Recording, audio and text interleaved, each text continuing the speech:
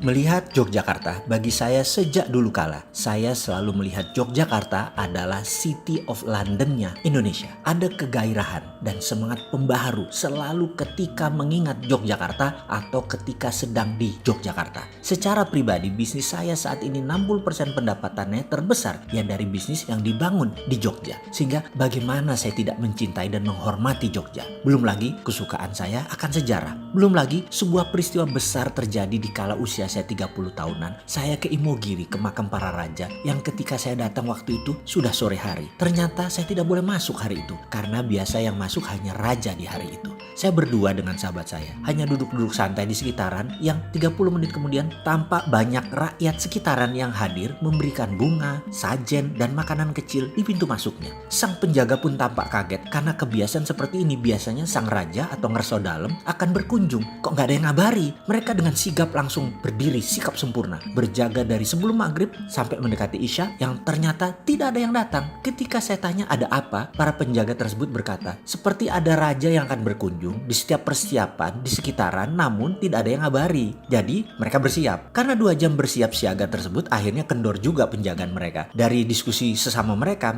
yakin raja atau ngerso dalem tidak akan datang waktu itu karena tidak pernah raja hadir di malam hari ke Imogiri. Jadi pasti hari ini tidak akan hadir. Tetapi mereka heran, kok ada yang persiapan seperti ini? Ini untuk siapa? Seorang penjaga yang paling sepuh berkata, dari pagi sampai malam hanya kalian berdua saja yang hadir. Boleh tanya, weton hari lahir kamu apa? Saya jawab, Sabtu Kliwon. Yang kemudian dijawab sambil setengah membungkuk menjulurkan jempolnya ke arah pintu makam raja. Oh, weton rojo, monggo silahkan masuk. Dan saya pun masuk ke dalam ke makam para raja tersebut. Kemudian saya berdoa sekilas terus pamit dan mereka para penjaga mengawal saya dengan sangat baik, sangat protokoler. Mbak Raja, saya terkesan sekali dan sejak saat itu saya seakan dibaiat sebagai warga Jogja. Kembali ke City of London. Kita semua tahu City of London itu bukan bagian dari United Kingdom, bukan bagian dari UK. City of London dimiliki oleh para bankers dan baron, raja-raja tanah. Para bangsawan, merekalah pemilik pound sterling dan menerbitkan pound sterling mata uang Inggris. Mereka punya treaty tersendiri dengan UK, hubungan sejarah yang panjang dan rumit. Karena itu ketika Inggris bergabung bersama negara-negara Eropa dulu sebelum keluar lagi, ya namanya Brexit, tidak bisa serta-merta Inggris mata uangnya jadi euro, tetap pakai pound sterling. Ini semua karena ada treaty, perjanjian yang berlaku selamanya, abadi selama ada yang namanya